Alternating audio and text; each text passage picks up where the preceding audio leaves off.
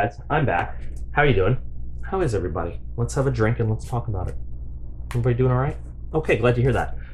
This is Barrel and Blade. I'll show you it's Barrel and Blade. I have it upside down because the shipping label's on the front.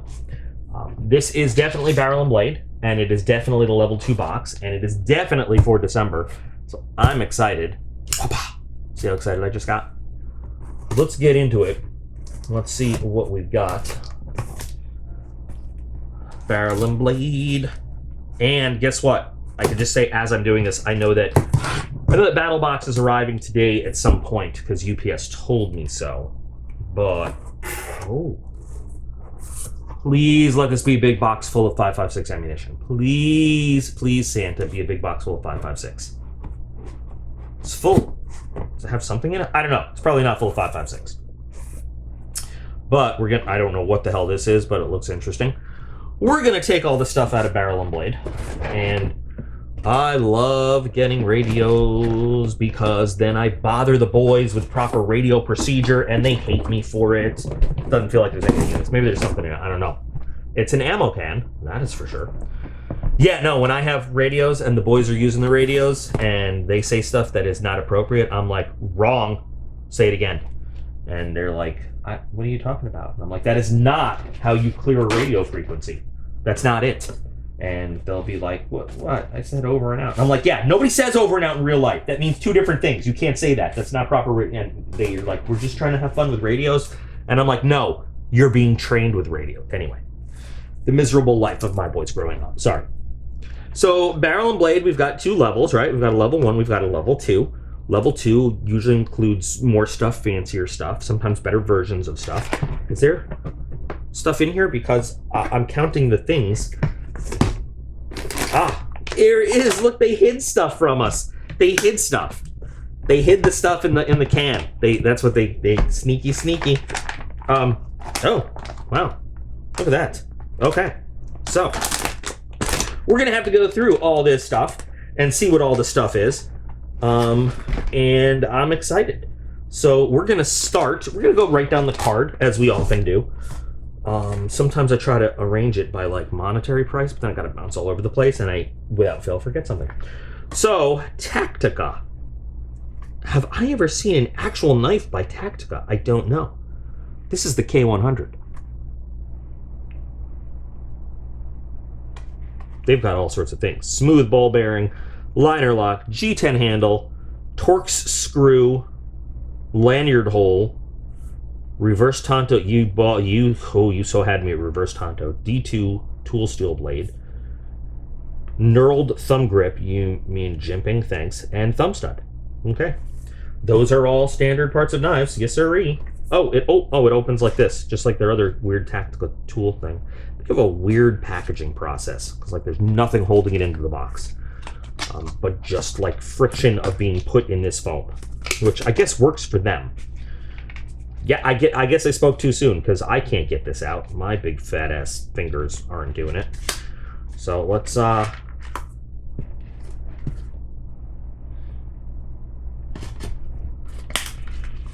see.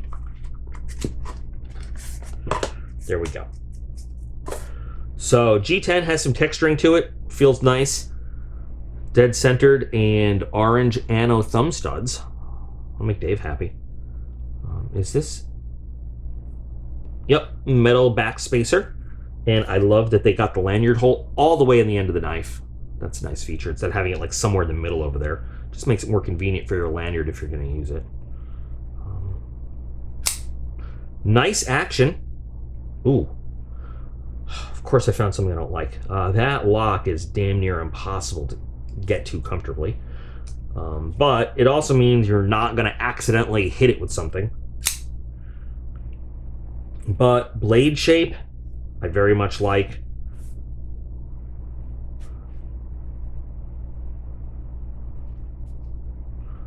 PVD coated blade looks much very like.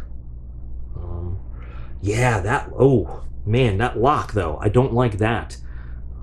The knife itself looks okay, looks decent, looks like you could carry it, and like I said again,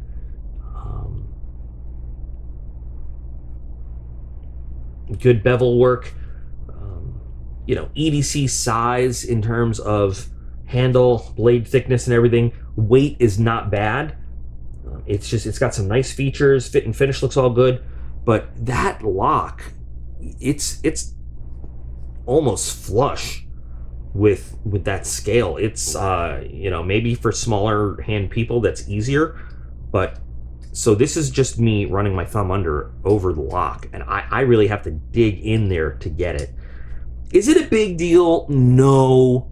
Is it like a comfort issue, like just an ease of use issue? Yeah, kind of. Something for me to bitch about. But there are some companies that get that perfect. There are some that don't. Overall, though, with the rest of the knife the way it is, it's not bad. Nah, I thought I had a little blade play. I don't. It's when it's unlocked, and you know what? Totally natural for an unlocked knife to have a little bit of play because that lock is what locks. Duh. So that feels pretty good. Let's see. Oh, that's smooth. That is very smooth.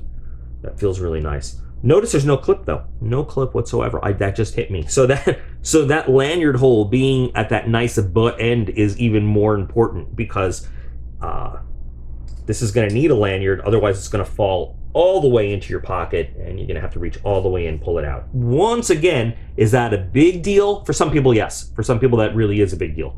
For other people, no. But that's where that lanyard's really going to come into play, sort of hang towards the edge of your pocket and let you get that out effectively and quickly when you want it. Not a bad knife, though. I don't know anything about really, you know, I just don't have any experience with the way they make knives or where this is made. They give it a value of $99.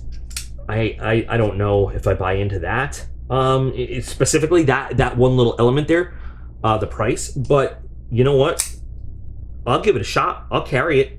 I've got some nice 550 cord. I can make a lanyard for it, and we'll try it for a lower price. I could totally see this as being a carryable item, though. So there we go. Next, we've got the MTM Case Guard Ammo Can, $14. Good, reliable, weatherproof plastic case like this, $14, dead on. I would spend that money. So, 30 caliber. Why 30 caliber? Because this is the size and shape of a standard US 30 caliber light machine gun sized ammo can. They're metal, but there are plastic ones, and I have a plastic one that I keep some ammunition in. It's at the shop right now. But water resistant O-ring seal. So O-ring is in here.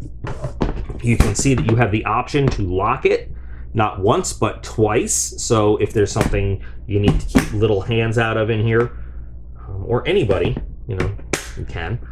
Carry handle. It's pretty standard as ammo cans go. And you see these ridges here on the top. So they're stackable with the feet on the bottom. And it's made in the USA. You know what?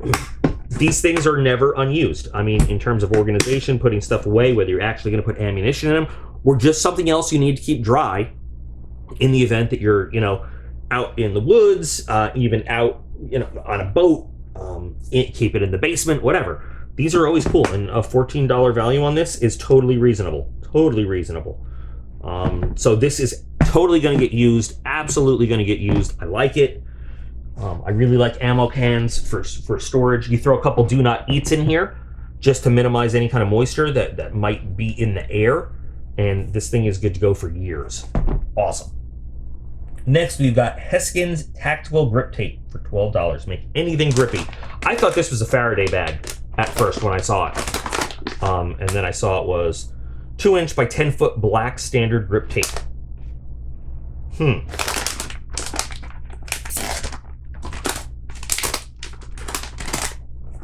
In my life, by the way, I have never gotten one of these to open cleanly. This is not about this brand. It's about any brand where they have the Ziploc and then they have the 2 notches over there. I've never gotten one to rip straight clean across, whether it's a bag of chips or anything else.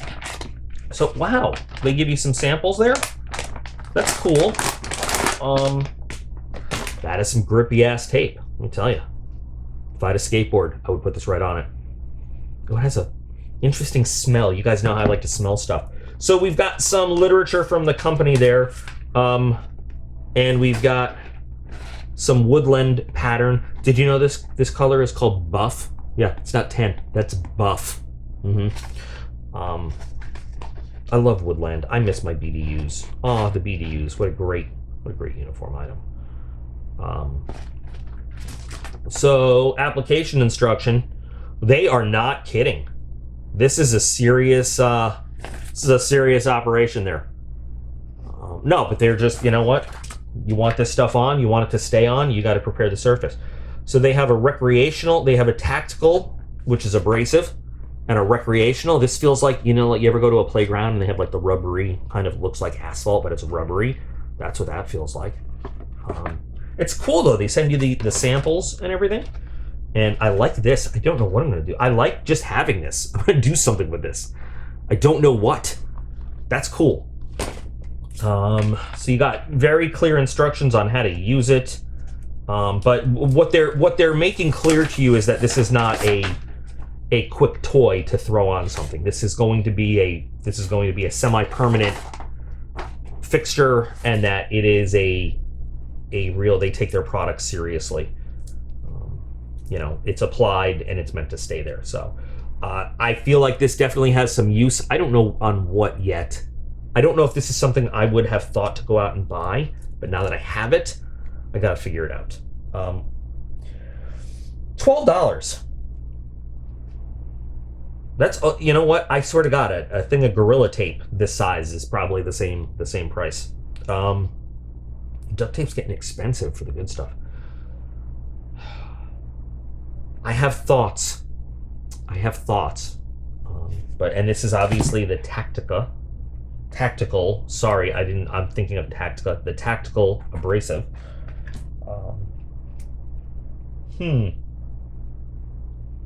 Interesting.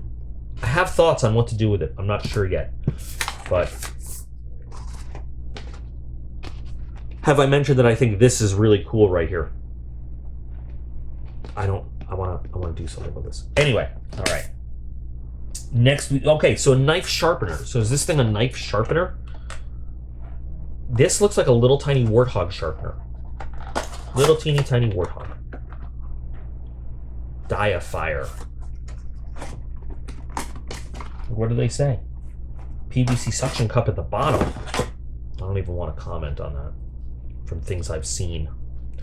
So yeah, you can, I wonder if this would stick to the mat. It does. Oh, and do these move? Do these give a little flex with the blade angle? It does. It does. Not as flexible as a Warthog sharpener, but then again, you're talking about a huge price difference between the Warthog and this. But yeah, these move. Finish. So these use, okay. Oh, so you can replace, so they have other ones. So this is the finishing. So this is like a fine ceramic. I get it. See, it says, I hope it focuses. It says finish. It says finish on there. Finish him.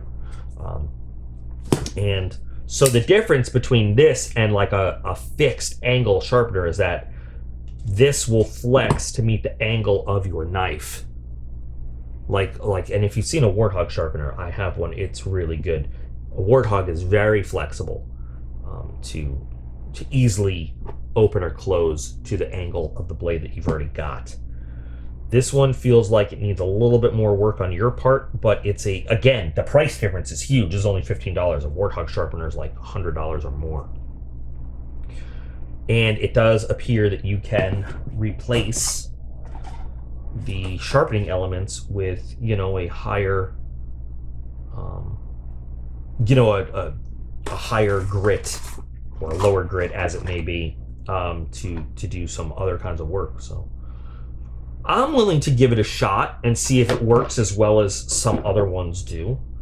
But again, it looks like a fixed angle, but it adjusts. So that's a little bit different. Okay. And next, so the big ticket item in this one, well, actually the knife, money-wise, the value listed is big. But Midland makes, I've seen a few different radios with Midland's name. Now, is this FRS? I bet this is an FRS radio. which means emergency two-way radios. Show me FRS, because, yeah, this has got to be. Because then you don't need any kind of licensing or training or whatever to use it. Whereas anything that ventures into the world of CB band, you know, gets complicated and legal. I like the case on it. Oh, and I like the size. Actually, I take it. I mean, I don't like the size because I'm going to lose them. But I like the size because they're small and handy. USB rechargeable. No base. Some of these come with a base you plug them into. Me and Aiden were going to do a whole video on radios like this one day, and we just ended up not doing it. We recorded like half of it. And so this, oh God, this Cree flashlight has been given out over and over and over. It's an okay flashlight. It's the kind that makes the square light. Or this one doesn't even seem to zoom. Oh yeah, there it is. There it is. It just, yeah. When like you zoom in, it makes the square light on the ground. It's just a simple on-off button. And then a whistle with a thermometer and a liquid-filled compass. I don't know how well I trust that, but that's kind of, you know, toy for the boys, I guess. Now, are these are rechargeable. 300 milliamp hour batteries. Okay. So we can just get this in here and try one out. Please tell me I don't have to unscrew anything. Thank God. I hate that. And it's come Christmas time, which means everything with batteries, half of it's going to need to get, you know, battery covers unscrewed and all that stuff. Let's see. So, when I tell people, you know, radios were my profession, they're like, they get it all wrong. So, talking on radios was my profession, and my specific tool was a GRC 171 UHF radio. And, you know, that also means that was the primary. There were lots of other radios we talked on to communicate air to ground with aircraft and have them blow stuff up. The GRC 171 is a very large UHF set, but it has a lot of power. And so line of sight radios, and these are also line of sight radios, which basically means the signal is going to go from antenna to antenna. And if there's a large blocking object in the middle, the signal's not going to reach from one to the other. It doesn't mean that you have to physically see the other person per se, okay? But it means that the antenna, the signal needs to be able to see, quote unquote, see line of sight one antenna to the other antenna. So somebody who's, say, high up somewhere would have better line of sight looking down on other people with that transmission than other people on the ground might, for example, have line of sight to the guy high up, depending on what's in their way. There's a lot of stuff that goes into radio operations. But anyway, I started this sentence to say, so I'm not I was never a communications officer or a radio specialist. That's not what I ever meant. It just means that a lot of my training had to do with operating radios and knowing about how radio waves were propagated through the environment and everything, so that, you know, I could choose the right one, whether it was VHF, HF, UHF,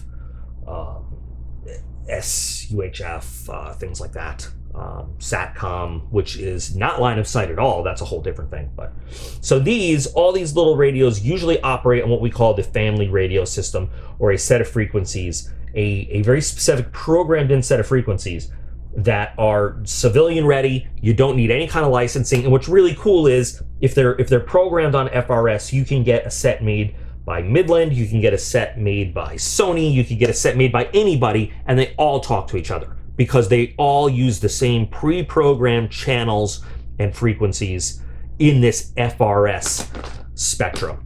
And that's what I think they do, because, you know, they have the standard numbers built in. Which one did I just put in here? So let's find it. Let's turn this on. Oh, the battery still might need to be charged. Anyway. Okay. So you can plug in an external speaker and microphone to it. You've got weather radio, weather monitor for weather frequencies. You can do a monitor scan, which basically means you press that button and it just rotates through the different channels looking for a transmission for you to listen to. Or you can select a channel. Now within FRS, again, you've got your main channels and then sub-frequencies within that, so that you can have plenty of private channels, but you can't lock anybody out. They're not encoded. They're not. There's no like have quick capability on this. There's no encryption. Anybody with an FRS capable radio can hear what you're saying. They just have to find it. So they say 38 privacy codes. That's what I'm talking about. So you can have channel 22, and then within channel 22, there's I forgot how many specific different sub frequencies within channel 22 you can use. So there's plenty of available private communications that you can choose from, and you can in the Army we actually use these on the ground. So we had LMRs, land mobile radio sets, which are larger walkie-talkies, military walkie-talkies. But then within a squad, you might use some of these so that you can have private conversations within your squad. Cheap, easy to buy, and most of them have a range of about 2 miles or so. So when you're doing a small operation, when you're doing patrolling, when you're doing an ambush, when you're doing all sorts of like small unit stuff, these are great. And they're, depending on the brand, slightly rugged. Sorry, I'm going on and on about radios, but these have had, like, so we've deployed with some of these. You can buy these on a government credit card for the unit. And the cool thing is, these are not frequencies that are normally monitored by anybody higher up. They can be, but they're not. There's specific frequencies that the military is allocated for their LMR use, and these are not in them, so they're not usually listened to. So you can have your own private little in the field conversations, tactile conversations about what you guys are doing, and so these are actually very useful, especially in a crisis, in an emergency, when you have a family and you want to keep track of them. So like I said, you could take this set, you can go to Walmart and buy any other radio set that's on the. I'm 99% sure this all works on the FRS set of frequencies. Because they mostly all do. So you got 5 kids and a wife. You can go and buy 5 more radios. One for each kid. You've got one for you and your wife, and you can all communicate in an emergency. You designate a specific channel and a security code that they call it, or whatever. And sorry, I'm going on and on about communications, but I've said this a lot of times too on live streams, talking about military Q&A. Our weapons systems technology is top notch in the United States. It gives us a real edge. But the thing that really takes us to a whole nother level over any other country is our communication and command and control system. The ability to communicate and get the right asset with the right weapons in the right place at the right time. We do it better than anybody else in the world. And that really is half the fight, is coordinating your forces to get them where they need to be, so that then you can impose that overwhelming technological advantage against the enemy. Anyway, sorry, I'm done. This is a cool item to have, whether it's just for entertainment purposes or an emergency. I don't advocate any one brand over another. I'm just telling you that these kinds of radios are cool. And if you want to get into hamming, CB stuff, it's not that hard to get your license for it. You can study for it all online. You can get certified. It's not that expensive. There are some. The FCC will charge you some penalties if you get caught operating on one of those frequencies without having a license for it. I don't know what it is. I'm sure it's not fun, but these, you need nothing. So there we go. So overall, nice box. We got a bunch of stuff. We got a cool knife that that needs further. I thank God it's not that little tactical flat tool again. I'm glad to see Tacta's making something else. I love this thing. I don't know what to do with this thing, but I love this thing because it's Woodland BDU. But we got our grip tape, we got our sharpener, we got the ammo can, which is going to be great for, you can store your radios in there.